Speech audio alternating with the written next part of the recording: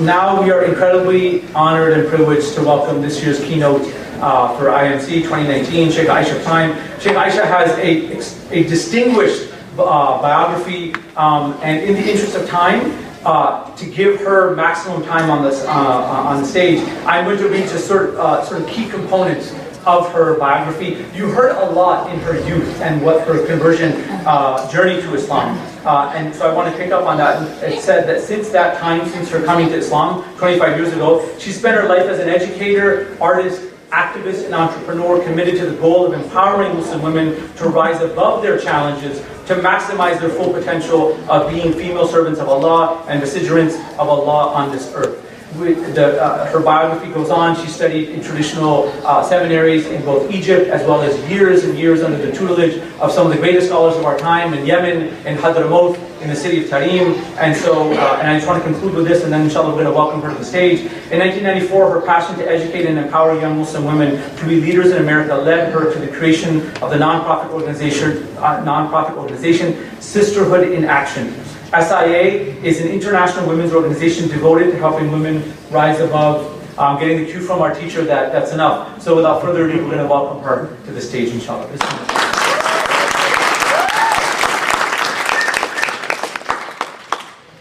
Assalamu alaikum. I'm going to just set up a little bit here and make sure that I am on time, because I don't want to be guilty of what many speakers are, including myself, and that is going overtime. Bismillahirrahmanirrahim. Alhamdulillahi Rabbil Alamin. Wa salatu wa salam ala Sayyidina Mawlana Muhammad wa ala alihi wa sahbihi wa salam. The first thing I want to say is I am deeply honored by the invitation by Sheikh Omar to be here, to speak with you.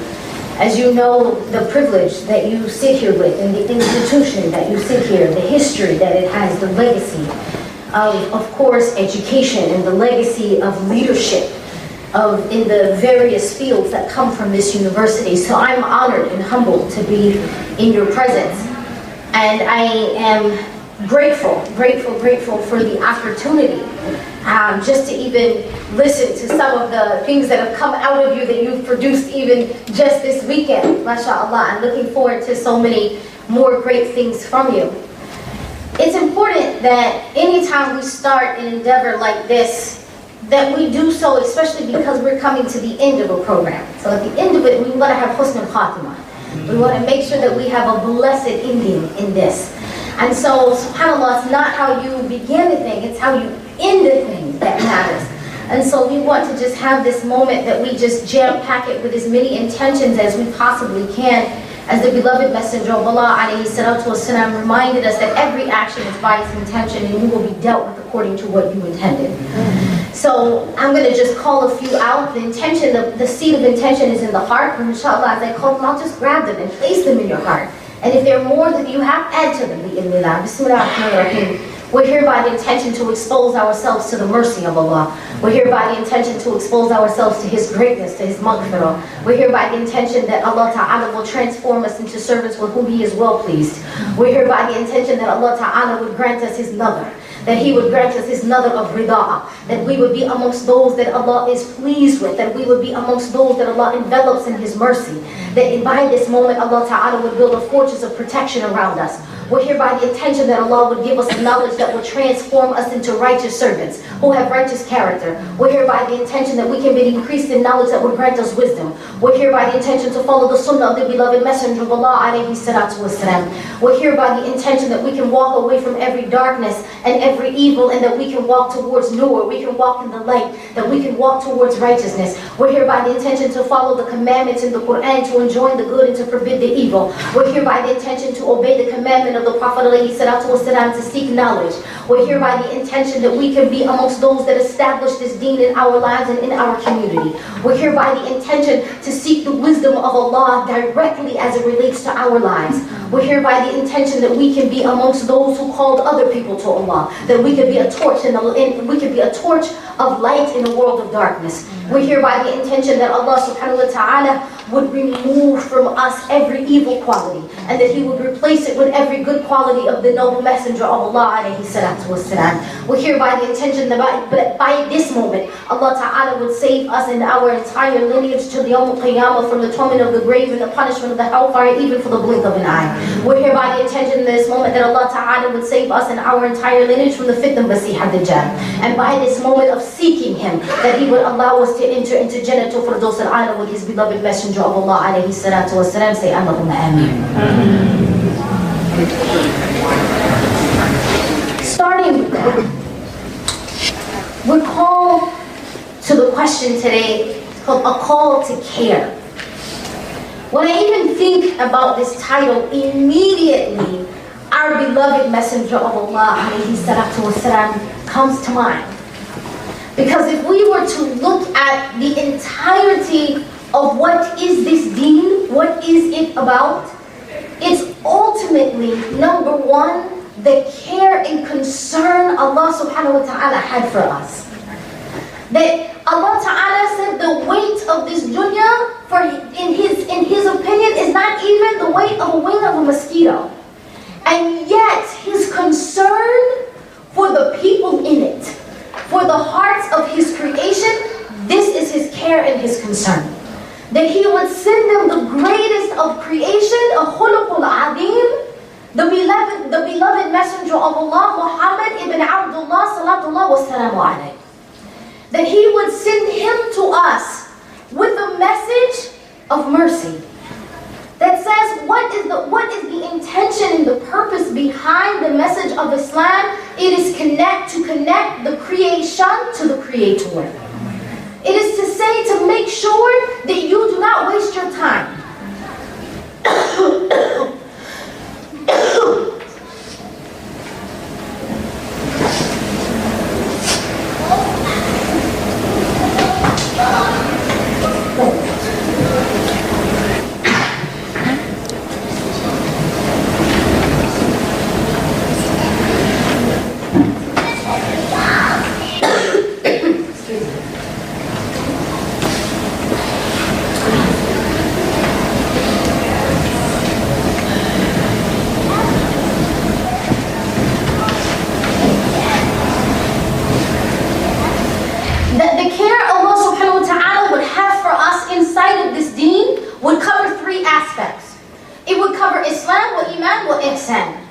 And then to go on to Irfan, that it would cover ikhlas. What is this saying? That Allah subhanahu wa ta'ala inside of this deen would give a comprehensive care package that would cover your mind, your body, your soul, and even deeper and higher than that. Right? That Allah ta'ala in every aspect and teaching of this, that He's saying, I'm so concerned about every detail of your life. Every cellular block that makes you who you are in this dunya and who you're going to be in the akhirah, that I'm going to give you an instruction guide for how to deal with it.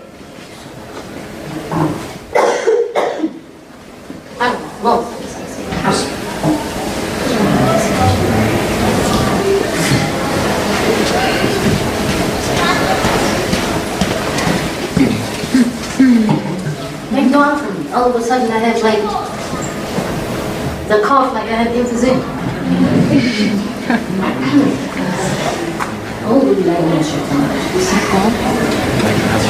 And so when Allah subhanahu wa ta'ala has that level of care for you in every detail of your life, the call then is not just to celebrate in the love that Allah and His Messenger had for you, but whether or not you will call yourself to a level of care and love that you would have for them. That's what the call is for. Because Allahu Mawjood, Allah's mercy, Allah's presence, Allah's protection, Allah's guidance is present. Jazakallah khair. Is present. Right? And even when Rasulullah alayhi salatu wasalam was guiding, He was guiding even to the end of time. Right? He's rahmatan alameen. في كل وقت وحين. Right? He's till the end of time. But yet the question is, do I answer the call? Because the call can come and I can push decline. Right? Swipe left. Like I can just keep it moving. But whether or not I say, I'm going to answer this call, and I'm going to answer it with the fullness of the humanity that I'm being called to, that I was created to be. That's the beginning. When this was in the developmental phases, a question was asked by Sheikh Omar to myself. How do we, you, in this case, those who are smart, intellectually gifted, who have been blessed with a tremendous amount of privilege,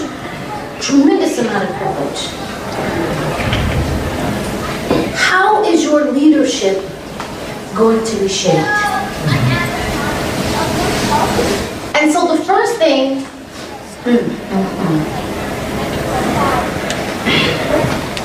how is your leadership going to be not only grounded, but what would it look like? What will leadership look like in that framework? The first thing is that we have to begin to walk that back. We're saying that I'm intellectually gifted, that I'm educated, I'm intelligent.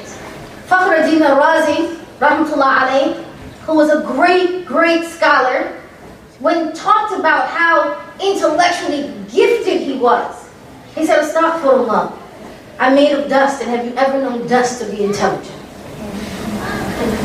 Right? So then the first thing is the recognition that whatever intellectual ability I have is, number one, given by Allah subhanahu wa ta'ala. That's the first thing. Then to recognize in the greatness, even of, let's just say, our universe, it's really not that big. Why is that important? Because if we begin to think that our knowledge was like, mashallah, right? That would begin the whisper of shaitan, but it's not the whisper that's so important. It's actually the condition of the heart by which shaitan is then able to hook and pull you.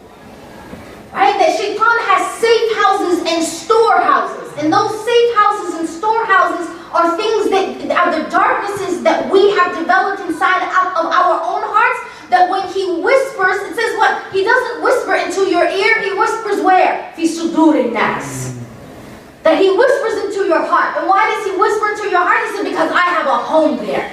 I have a place there. I know that there's something there that will listen to me, that I can call it and it will answer back. So the first thing is we have to recognize, to remove any form of ego. That's ultimately one of the great purposes of our deen, is to remove and to eradicate the ego. Why? As Rasulullah ﷺ told us that the ego is worse than 70 devils. Worse than 70 devils. So we have to get grounded. Get grounded and get real. And getting grounded and getting real, this is also like what our sujood is about, right? Our ibadah. Become face to face with the dirt from which you were created. And recognize that this dirt that your face is upon will be your home longer than you were on top of it. That's the first thing. To get grounded. Once I recognize truly, Allahu Akbar, then I can then stand up and say, okay, I recognize my lowly origin, but I recognize my Lord is great. And therefore I have a responsibility to do everything within my power to honor his magnificence, to honor his greatness, and to point to him in the process. Right? This is the first aspect of leadership. Once we understand that, then when we say, okay, in order to be grounded, that's a spiritual grounding. There's another aspect of it. We have to be interrogate the systems that allowed us to be where we are. We have to be able to interrogate what were the processes, what were the policies, what were the things that happened that allowed certain people to be in certain places, to be in certain economic realities, to be in a certain position, that we would be able to even have the ability to develop our intellect. That we would even have the ability to sit in spaces with other intellectuals and academics, that we could have a conversation about certain things, that we would even have the ability to read their text. That is a great privilege. But whose backs did we stand on? Whose blood did we walk on in order to receive it? I was last night in a lecture with Sheikh Omar Suleiman, and he was talking about how he went on the tour, the civil rights tour in Mississippi, and he went to the home of Medgar Evers. And when he was at the home of Medgar Evers, the concrete is still stained with his blood. So when you stand at basically on the porch, as well as it spills over into the walkway, that it's still stained red. So when you stand there at his home, you're standing in his blood. And what would that blood-stained sidewalk or that blood-stained porch, what does it mean? Those are the ones who actually laid down their life in order for us to have equal or equitable education.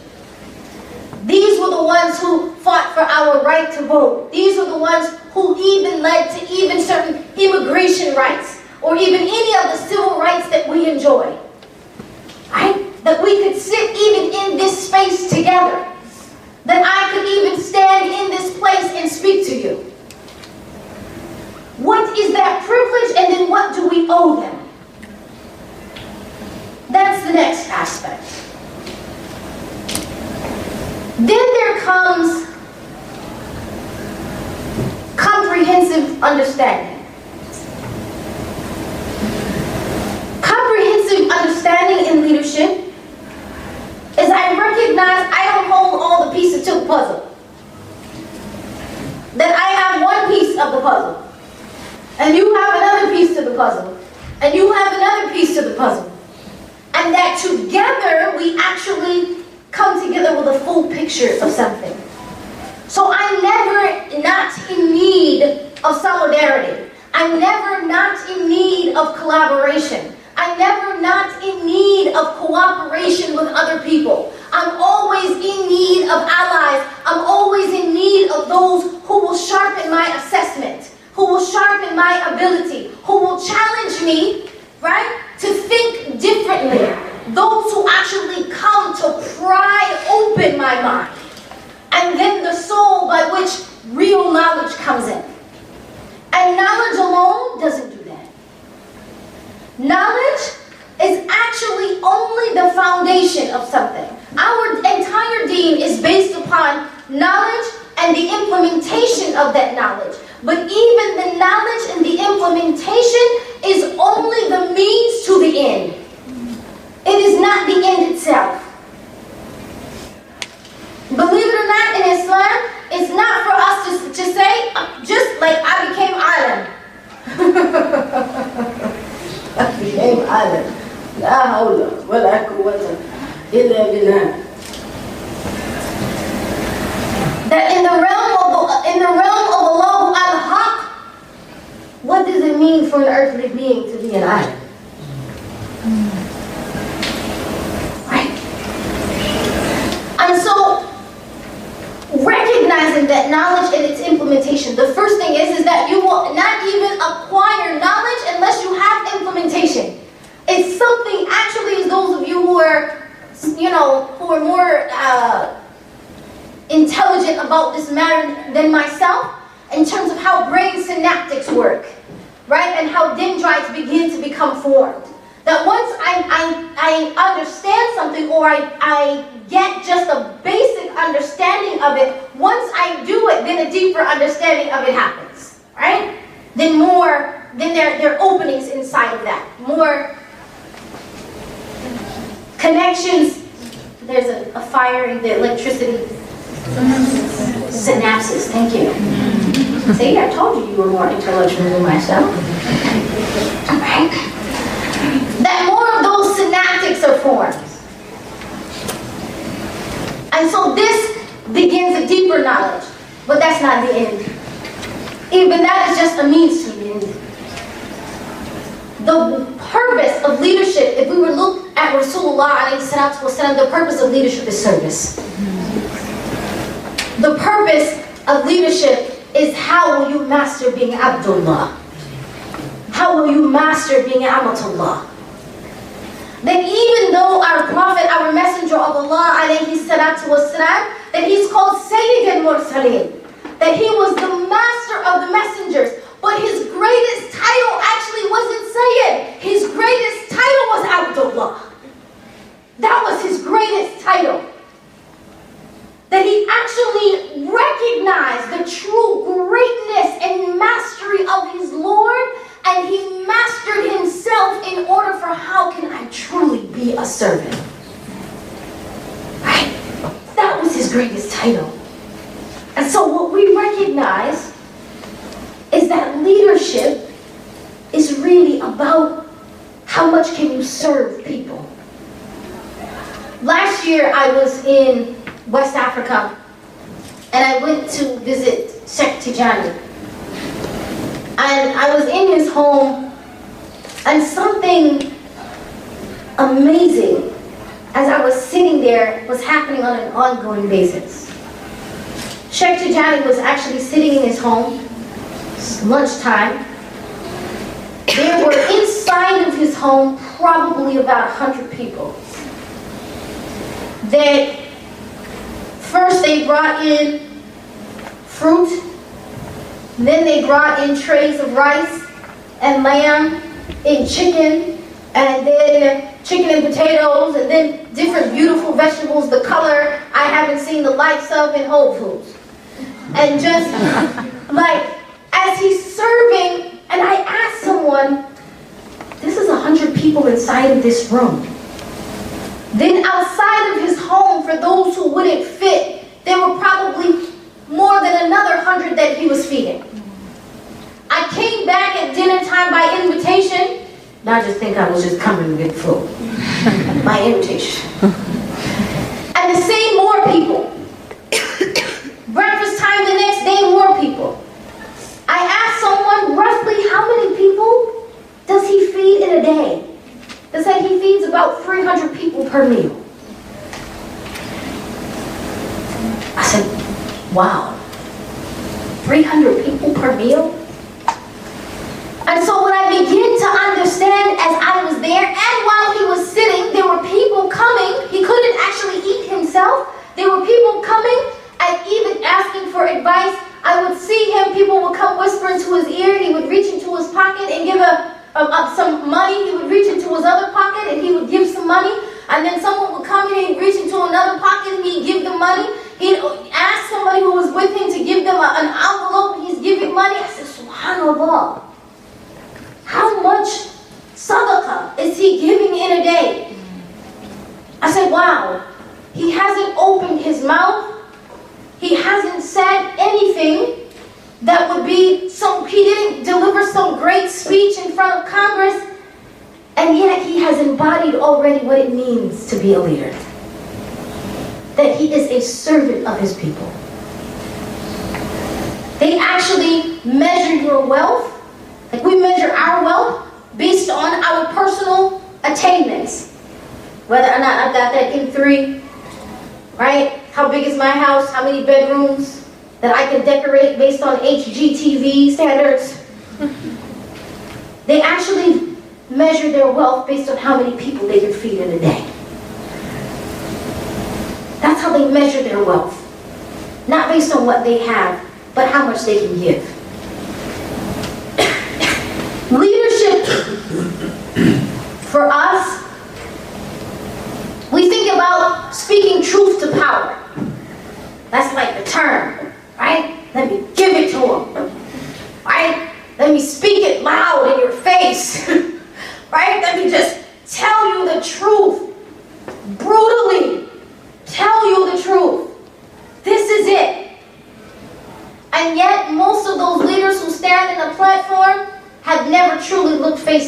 in the eyes of poverty. Never actually, see, it's very different when we partner with leaders in the inner city, right? We partner with them on a project. We stand with them on a platform. This is about a connection to power. But how much time have you actually spent, lived, served, taught, fed inside the inner city? And then you can, when you have lived that by choice, not by force, when you've chosen to live side by side with them, to eat with them, to breathe that filthy air with them, to recognize what Flint water actually tastes like, then you can speak truth to power. Because power is not in the sound of your voice, it's in the depth of your reality. That's where power lies. Right? And so I don't want us to think, like my relationship with the inner city is Imam Siraj comes to my community, he raises $1 million for my masjid, right? And I have a relationship with the inner city because Imam Siraj came and raised $1 million for my chandeliers while the community in Masjid al-Taqwa in Brooklyn is falling down and the people around it are starving and hooked on drugs. And I did nothing to help them other than blame them for, well, why didn't they pull themselves up by their bootstraps? That's not leadership. We missed the point. And yet we think we're about to speak truth to power on institutional racism, when we can't deal with the structural racism that's formed borders around our own hearts. How much have we laid on some of the beds of those who are crossing the borders? How much have we spent any nights crying about where are those children? You know those ones we stopped talking about? The cameras shut down, no longer interviewed. The ones we were up in arms about when it was like big on social media, when it was on the news. We were like, no separation of mother and child.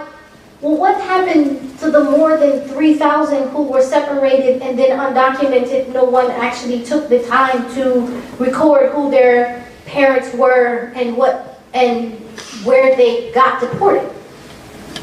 What happened to those children? Where are they? Why aren't we rallying for that? So our leadership cannot be convenient to cameras. Our leadership cannot be convenient to the tweet of the day. How popular is it on Twitter? How popular is it on Instagram? Real leadership is rarely seen. It's rarely seen. It's those who recognize that even the fact that I am in this country, the Native Americans who fought, died, cried, bled, lost everything, who probably lived in spaces that I now occupy, based upon the privilege of white supremacy that led to slavery. That I cast votes, sometimes in buildings built by former slaves that I don't even remember. But when it comes to saying, let's just at least give them clean water, the cameras, they were on Flint, but they weren't on South Dakota. Not for very long. They haven't had clean water for decades. We educate the inner city, yes, but do we educate the reservation? Do we cry and pray for them? When Stephon Clark was shot 21 times in his own backyard, Were we those people that we didn't get concerned, we didn't shed a tear until we find out, oh, he was Muslim. Oh yeah, Allah yarhamu. Oh wow, miskin. Oh wow, that's horrible. Now, after we found out he was Muslim, if we were the ones who did that, we're part of the problem. That why wasn't his life valuable then?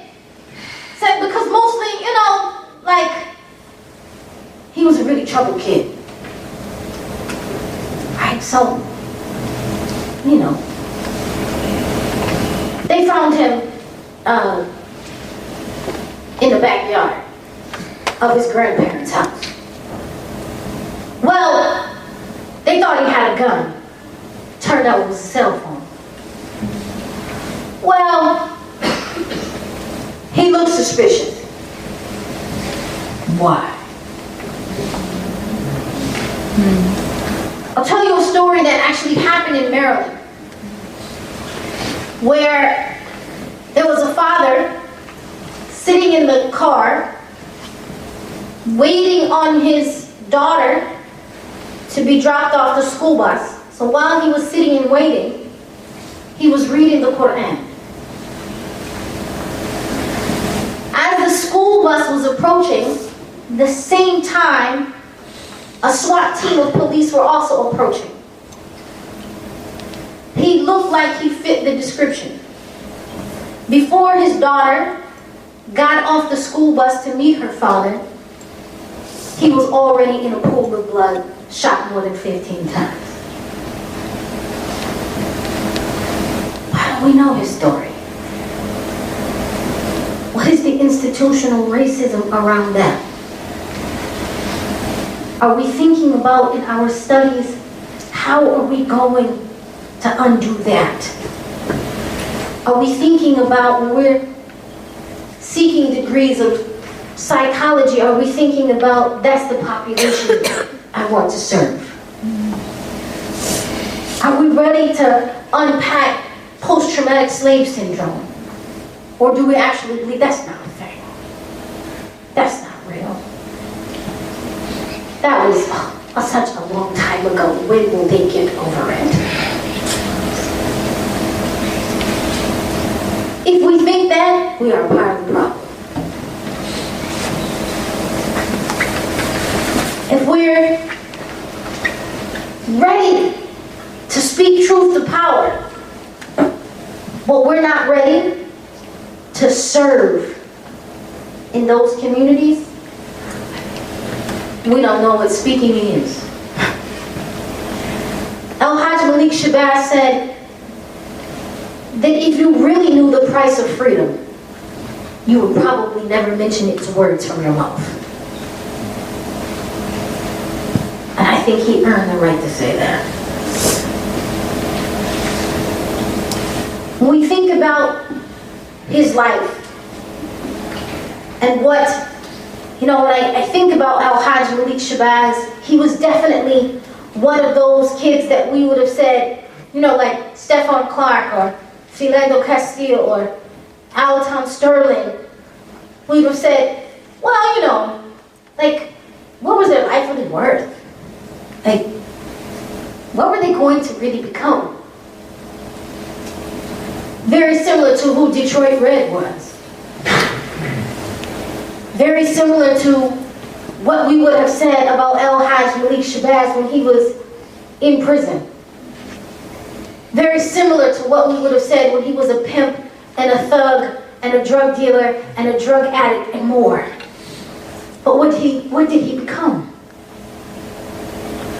So when we're talking about speaking truth to power, let's first speak to ourselves. Let's first speak to our own families. Let's first speak to our own communities. Because there is so much to unpack right here at home. So much for us to undo. So much work. That if we really are working on undoing the powers that allow these systems to be, you don't have to speak truth to power. They will come speak to you. They will come recognize the work that you're doing, and trust me, they'll show up. When you're really doing work worth noticing and it's spread, these are not the kind of leaders that rise out of circumstances like that. We have to even, the more difficult ones. I think about Rasulullah alayhi salatu wasalam and his constant 70 knocks on the door of Abu Jahl. That he would come back to him and knock on his door and attempt to give him dawah. Over 70 times. How many of us are willing to knock on the door of some of our vehement enemies? With the full understanding that they wish us to be dead. They wish that. Vehemently.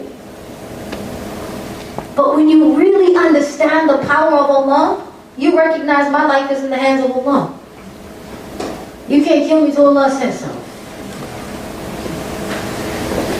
Might as well knock. Might as well invite you. Might as well invite you to a conversation. What am I talking about? I'm talking about when the concept of speaking truth to power requires us to conquer so many fears before we arrive truly at the door of the White House with anything that's worthy to be heard. There's so much courage, so much work that we have to do along the way. The fact that in many cases that is our focus and our intention is problematic. To begin with, it says how much power we give them, as opposed to giving power back to the people. When power is with the people, then that's where you'll find us. When we really believe that. You will find us entrenched in the city. Sadly, we criticize the Nation of Islam a lot. And I was never in the nation, so I don't want you to get that confused. We criticize them. But do you know every Saturday and Monday, they have a responsibility that they send at least 10 men from each one of their mosques to go out to the inner city and knock on the doors of people and call them to Islam? That's making relationships with people. And then, those of you who will be in high positions, how will we work together to combat environmental racism? How will we work together to eradicate food deserts? How will we work together to look at environmental injustice? How will we work together to address the school to prison pipeline? How will we work together to address mass incarceration? How will we work together to address when racism exists? If you're a great doctor, may Allah bless you to be excellent. How will we address those who don't have access to health care? Who don't have equal, we talk about equal access, equality. Let's talk about equal access to health care. These are the things when we're talking about leadership. Let's not be so concerned with the face of the thing and be concerned with the internal reality of the thing. And when we are making those relationships and we are making those allies and those meaningful relationships of solidarity, make sure you're grounded in your deen. Why? Because when you're not grounded in your deen, philosophy will sway you to and fro.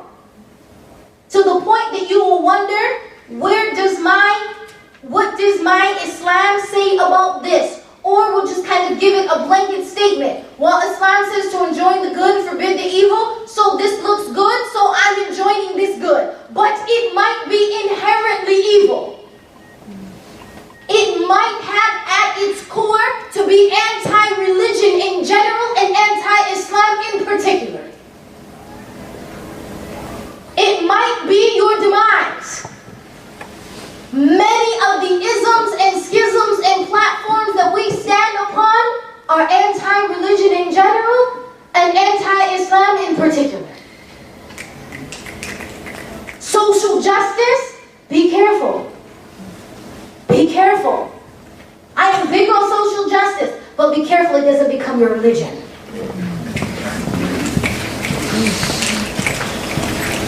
Be careful that it is a tool that you use by which you worship Allah subhanahu wa ta'ala. Why? Because it's not necessarily the justice is a means to an end. It is not the end in and of itself. Then, for those of you like, no, I don't want, not into social justice. I just want to establish world peace. Right? Be careful. Why? Peace, the term peace, is often used with the intention to shut down those who need justice. It's often used to try to pacify those who, just be peaceful. Stop crying about your suffering and just be peaceful.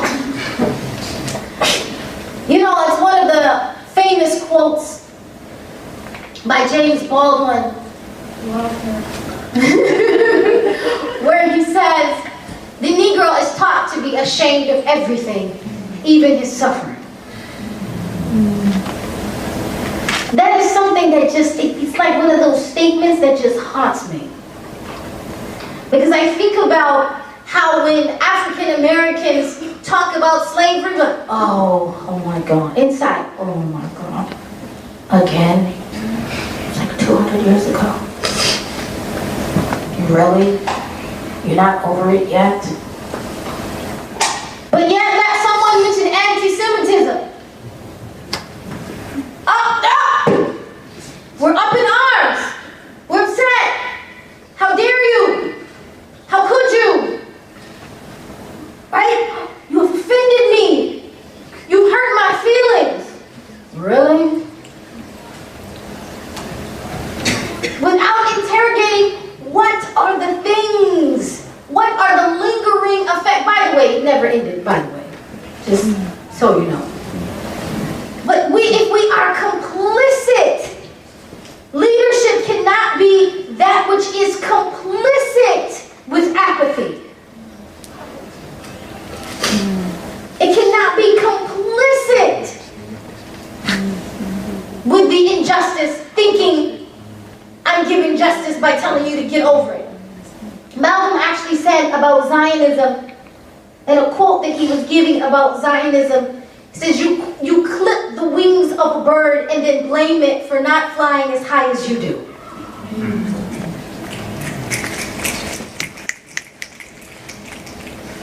So it's, well, who are the they who clipped the wings? Investigated. It's not a hocus pocus, it's not a ghost. There's some real ways in which we are all complicit.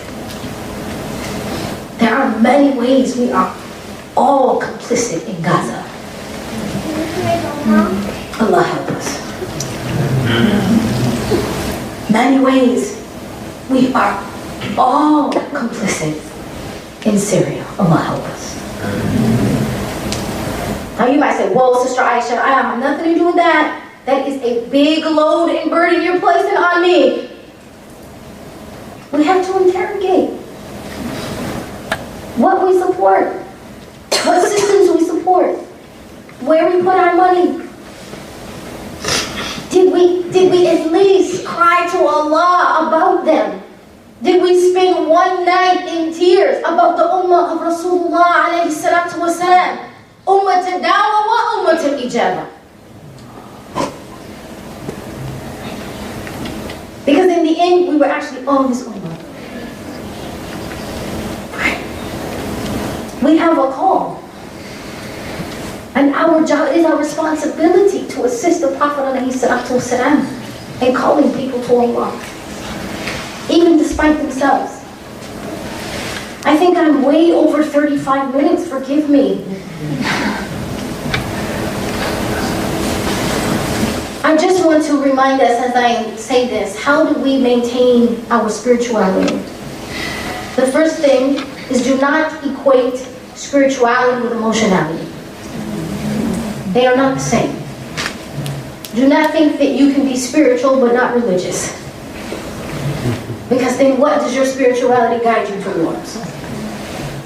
If your spirituality did guide you toward Allah, which is the definition of the ruh, the definition of the ruh is that which is connected to Allah. So if you think that you were developing a spirituality without religiosity, you're fooling yourself. You may have developed a high emotionality. Right? But if it's not connected to Allah, no. And if you have high religiosity and it didn't raise your spirituality, you might just be doing exercise.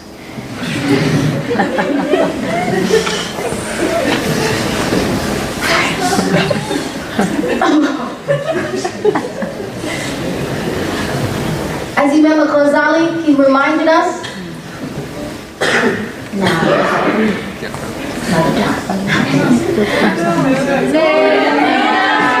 invite me again, please.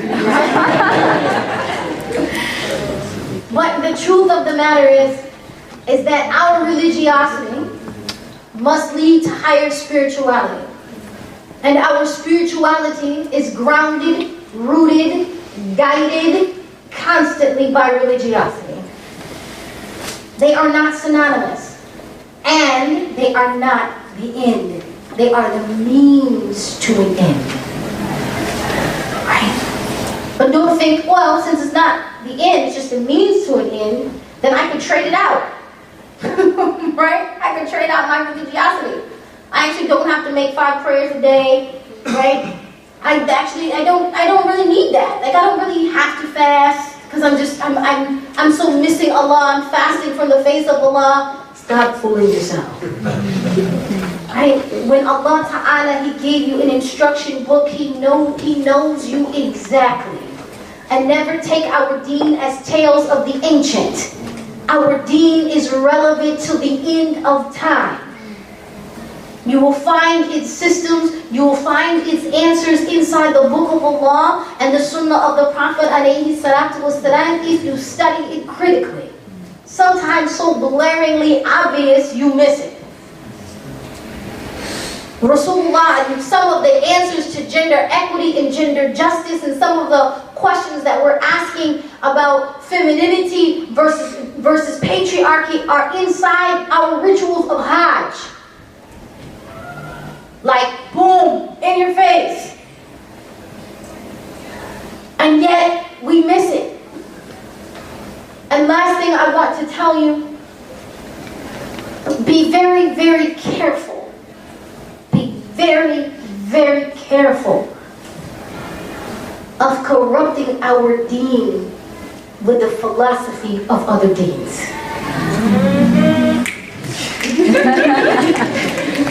Be very, very careful with that. Which means it requires you another level of intellectual labor. That you must develop theoretical frameworks. You must promote it. You must write it. You must teach it.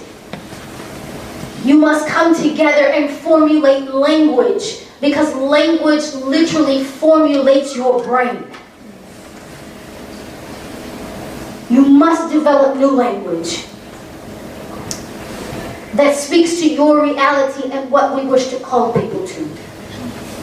I want to end with this quote. I just returned from Bangladesh and I was in the in the Liberation Museum. And when I was in the Liberation Museum, there was a quote on the wall I want to share with you.